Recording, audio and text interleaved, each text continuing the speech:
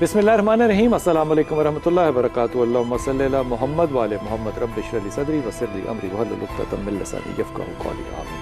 ख़वातीन हज़रात, आप देख रहे हैं लाइन और मैं हूँ बिलाल कुतुब। कुछ दिन पहले, कुछ दिनों की बात है कि आपको पता है मुल्तान के अंदर नेशनल हॉस्पिटल के ऊपर जो एक हादसतन बात सामने आ गई और वो एक बहुत बड़ी न्यूज़ बन गई कि वहाँ पे जो डेड बॉडीज़ हैं वो रखी हुई हैं और हस्पताल का मौक़िफ़ ये था कि ये जराही के लिए, तालिब इल्मों के लिए है। ज़ाहिर है एक तकद्दुस रखना चाहिए था जो कि पामाल हुआ, इस पर कोई दो राय नहीं है। एस्ट्रोलॉजी जो है ये मुसलमानों की बहुत बड़ी ताकत थी। मेरे साथ अल्लामा साहब बैठे हैं। अल्लामा शाम, अस्सलाम वालेकुम। हुज़ूर खैरियत से? बिस्मिल्लाहिर्रहमानिर्रहीम। बिलाल भाई, सबसे पहली बात तो जो आपने माशाल्लाह जाबिर इब्न हयान का, इब्न हैज़म का जो आपने दिबाचा बांधा है, सब जो साइंस के तालिब इल्म है इस बात को जानते हैं, अबू अली सीना से लेके।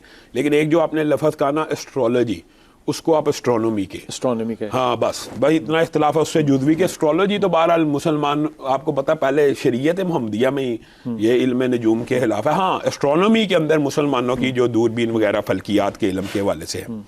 जहाँ तक बिलाल भाई ये बात है ना बुनियादी तौर पे, अगर इस बात को आप गहराई में सोच सकते हैं ना तो लामा साहब ने एक बहुत बड़ी रेड लाइन जो है ना वो दरमियान में खींची है नजूमियों में और साइंसदानों में। बहुत बड़ी बड़ा जमीन आसमान का फर्क है। एक कहानत के ऊपर चलने वाले हैं, एक इल्म अपनी आंखों के मुशाहिदे के ऊपर। कहानत वाले ज्यादा कहते हैं कि अल्लाह रसूल का हुक्म जो है, लेकिन वो लेकिन वो कहान है, वो उन्होंने औलिया अल्लाह का जो लिबादा उड़ा होता है। और ये एस्ट्रोनॉमी के जो लोग होते हैं वो मुशाहिदे और तजर्बे की रोशनी में आंखों देखी हकीकत बयान कर रहे होते हैं। यहाँ पे बिलाल भाई एक चीज को आपको सेग्रीगेट करना पड़ेगा। आप सवाल करते हैं इल्म जराही।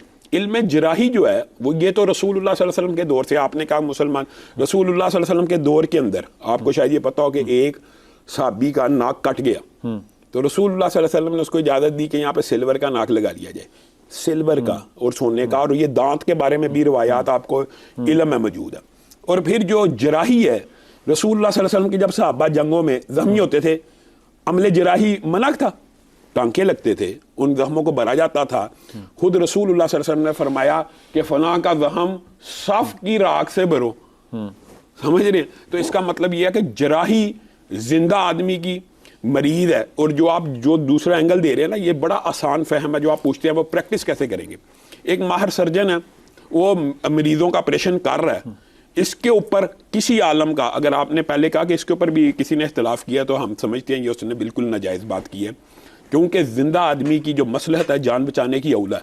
शरीयत का हर हुक्म साकत हो जाता है जब जान बचानी हो। शरीयत का हर हुक्म साकत है, चाहे मना भी हो ना, तो जान बचाने के लिए शरीयत का हर हुक्म साकत हो गया। अब उसका पेट काट के, एक सेकंड है ये आप ये जो है ना साकत वाली बात, ये पूरा जुमला जरा दोबारा कर लें ताकि मैं बाद में इसको हवाले के तौर पे कह सकूं। नहीं, लेकिन उसके अंदर आपने सेग्रीगेट करना। एक जिंदा आदमी है, उसके ऑपरेशन का कोई आलम ये फतवा देगा उसका ऑपरेशन जायज नहीं, जैसे आपने शुरू में कहा गायनी भी आ गया। ये किसने कह दिया? ये तो मुमकिन ही नहीं। उस बंदे की या औरत की जान बचानी है तो ऑपरेशन भी होगा, चीर फाड़ भी होगा, सारे अहकामात साकत हो जाएंगे। हत्ता के हड्डियों का काटना बाईपास के अंदर जवाब है, जायज़ है। गुर्दे का ट्रांसप्लांट जायज़ है। खून का ट्रांसप्लांट ये एक दूसरे को देना, ये सब चीज़ें जायज़ है। अब ये जो माहिर सर्जन जिंदा आदमी की सर्जरी कर रहा है, इसके साथ कोई ट्रेनी नहीं हो सकता जो सर्जरी सीखता रहे? सीखी जा सकती है, सीखते हैं ना, तो अल्हम्दुलिल्लाह वो भी ट्रेंड हो जाते हैं। दूसरी बात जो मुजाहिरी साहब ने की है ना, वो फैब्रिकेटेड बॉडीज की बात कर रहे हैं। आप 3D एनालिसिस की बात कर रहे हैं। फैब्रिकेटेड बॉडीज ऐसी इजाद कर ली गई हैं जो इंसान के अंदरूनी स्ट्रक्चर के मुताबिक होती है, जो खास प्लास्टिक और पता नहीं कि रबर मादा दिमाग से नाम निकल गया, उससे बनती है, सिलिकॉन कहते हैं शायद। तो वो उससे बनाई जाती है हार्ड। वो उसको बकायदा डायसेक्ट किया जा सकता है, उसको खोला जा सकता है उससे, यानी रीडिंग के लिए एक स्ट्रक्चर की रीडिंग करें। मैं कहता हूँ सिर्फ एक बात मुकम्मल होने, जहां तक जिंदा की सर्जरी के हवाले से ये तो क्रिस्टल क्लियर है कि जायज़ है। जहां तक मुर्दा के पोस्टमार्टम है, पोस्टमार्टम एक ऐसी चीज है जो जबर है रियासत का हमारे ऊपर। इसलिए उलमा का यही फतवा है कि पोस्टमार्टम देखें। ये उलमा ने क्या कहना है, रसूलुल्लाह सल्लल्लाहु अलैहि वसल्लम ने फरमाया, ये किसी मौलवी का फतवा नहीं है, कि जिस तरह जिंदा की हड्डी तोड़ना गुनाह, उसी तरह मुर्दा की हड्डी तोड़ना गुनाह। बिल्कुल ठीक है। आप जिंदा की हड्डी तोड़ सकते हैं बगैर उधर, इस तरह मुर्दा की भी नहीं तोड़नी चाहिए। हाँ, और दूसरी बात जहाँ पे उलमा साहब ने, लेकिन वो हादसे के तौर पे, जुर्म के तौर पे नहीं तोड़ रहे। हाँ, वो अगले इंसान की जान बचाने के लिए ये हिकमत है ना। इस वजह से बाद उलमा ने जो जवाज का फतवा दिया हुआ। अब ये देखें कि पोस्टमार्टम बिल फर्ज बाद उलमा के जवाज के ऊपर कि ये थी, इसका तो पोस्टमार्टम होना था, तो तालिब इल्मों को भी साथ ले जाया जाए। ये तो होना था, सिखा दिया, मान ली बात कि पोस्टमार्टम होना था, हुकूमत की मजबूरी थी। अब उसके बाद का जो अमल है बिलाल भाई, उसकी तो हम मुदम्मत करें ना सारे मिलके, क्या मतलब कि एहतराम मैयत नहीं है। बिल्कुल है। हाँ, वो क्यों थी अस्पताल के ऊपर, नहीं होनी चाहिए। ये बस बात है, इतना सा जुज़वी इख्तिलाफ है कि आपने कर लिया, पोस्टमार्टम मजबूरी थी, तालिब इल्मों को पढ़ा लिया, हुकूमत के वो ऐसे पेशेंट्स हैं जिनके साथ हादसात हुए, उनके पोस्टमार्टम होने ही होने थे, तालिब इल्मों ने भी सीख लिया, कोई हरज की बात नहीं। लेकिन उसके बाद उन मैयतों को अस्पतालों की छत के ऊपर डाल के गले सड़ने दिया जाए, ये तो जानवर नहीं करते, ये तो जानवर नहीं करते। इसमें बिलाल भाई एक बात मैं भी साथ करना चाहता हूँ। मैं समझता हूँ जो पोस्टमार्टम है ये भी तकरीम इंसान है। वो इसलिए अगर किसी बंदे को तकरीम इंसान से मतलब एहतराम है उसका। देखें, बात यह है कि अगर किसी बॉडी में गोली चली गई, अगर आप उस गोली को जुदा नहीं करते, अगर कोई वो जनाब छुरी लग गई, जी नहीं, वो दूसरी बात है। मैं पहले यानी कि जो बाज़ लोग जो कहते हैं ना कि ये तकरीम इंसानी के खिलाफ है, मैं उस पर बात कर रहा हूँ कि मैं समझता हूँ कि पोस्टमार्टम जो है ये तकरीम इंसान के अंदर दाखिल है। कौन कह रहा है कि तकरीम इंसान से ये चीज़ बाहर है? बात उलमा कह रहे हैं और कौन कह रहे हैं? मैं देखें, बाद में कुरान सुन्नत की बात, कुरान हदीस की बात कर रहा हूँ। बात यह है सर, अगर गोली चली गई, गोली चली गई, उसकी वजह से जो उसकी बॉडी के अंदर जहर फैलेगा, जो उसके अंदर उसमें मजीद बॉडी में तबाही आएगी, इसका जिम्मेदार कौन है? छुरी लगी है, उसका जिम्मेदार कौन है? मेरे ख्याल में रिपोर्टर को नहीं पता था कि मेडिकल एजुकेशन का प्रोसेस क्या होता है। जब कोई बॉडी आती है ना अस्पताल के अंदर, तो एक ताज़ा बॉडी को आप अस्पताल में तालीम के लिए नहीं इस्तेमाल कर सकते। आपको उस पूरी बॉडी को एक प्रोसेस में से गुजारना पड़ता है। उसमें से केमिकल प्रोसेस भी शामिल है, उसमें नेचुरल ड्राइंग, सन ड्राइंग जो है वो भी शामिल है।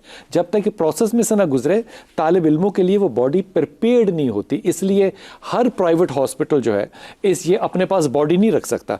ये सरकारी अस्पतालों से कोऑर्डिनेशन करके वहाँ से बॉडी, क्योंकि वहाँ पे इंतजामात होते हैं, इसमें होम डिपार्टमेंट शामिल होता है। फिर जब वो बॉडी प्रिपेयर हो जाती है, तो अगर आपने कभी वो इत्तफाक हुआ आपको देखने का, वो बॉडी जो है वो उसमें से खास स्मेल आ रही होती है।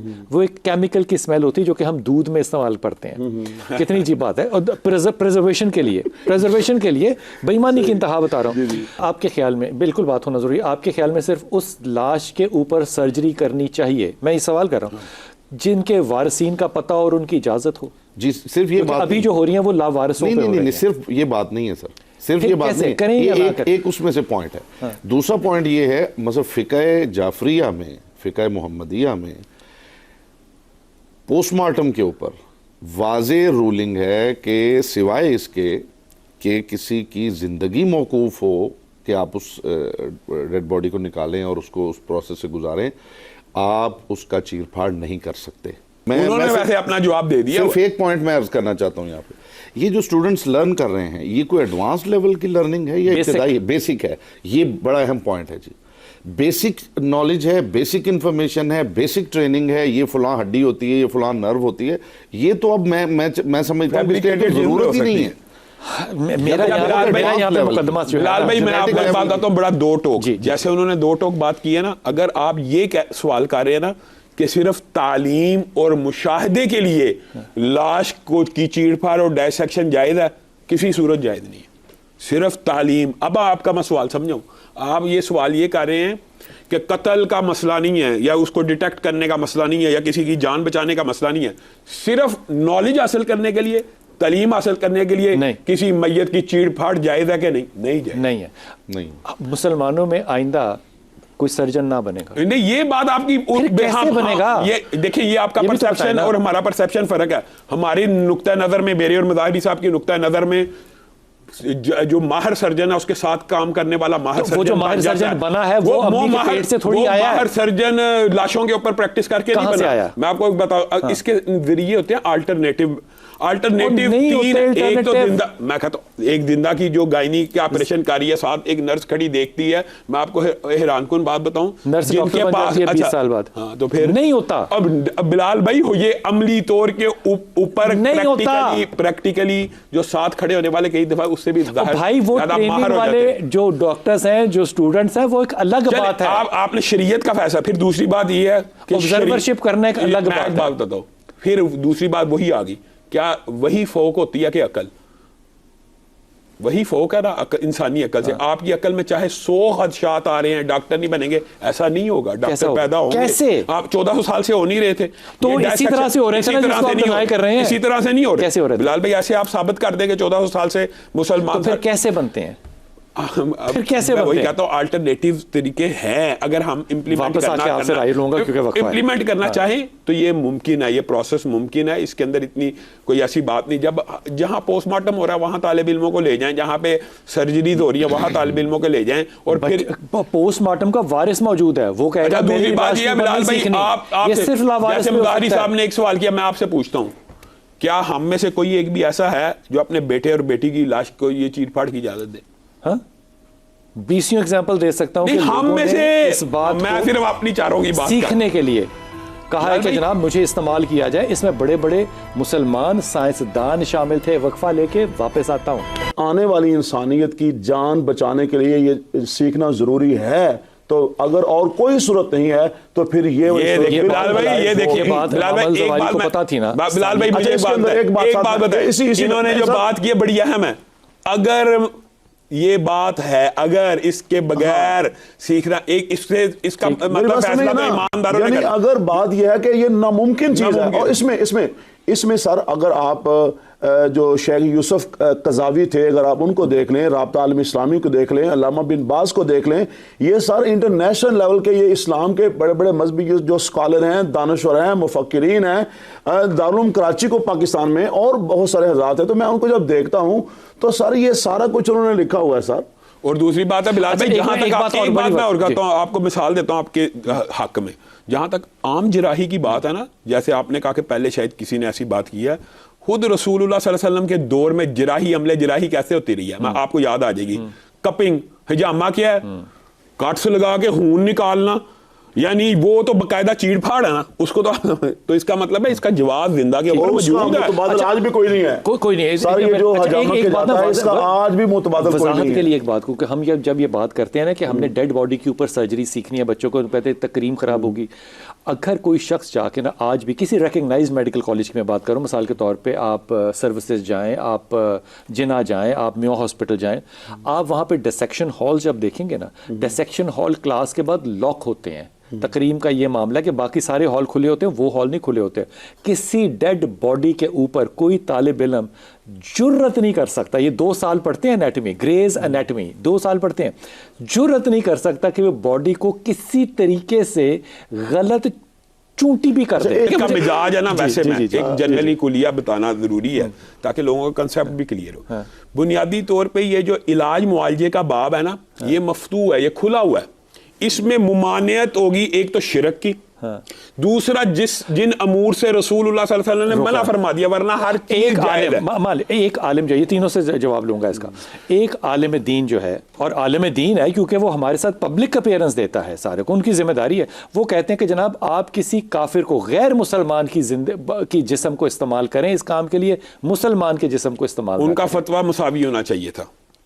इकराम इंसानियत अगर उनका मौजूद था ना, अगर किसी बंदे, तो बात कितनी हल्की है, फिर हल्की है। जाहिर है बात जो है वो हतमी तौर पे कहीं भी खत्म नहीं होती। मेरी दरख्वास्त ये है कि जब भी कोई बच्चा दरसे निज़ामी करे तो खुदा के वास्ते उसको बायोलॉजी की बुनियाद ज़रूर पढ़ाएं, ताकि उसको पता हो कि वो जो बात कह रहा है बायोलॉजी की तरफ से, वो उसका पस मंज़र, पेश मंज़र कैसा है। अपना मजाक हमने नहीं बनवाना।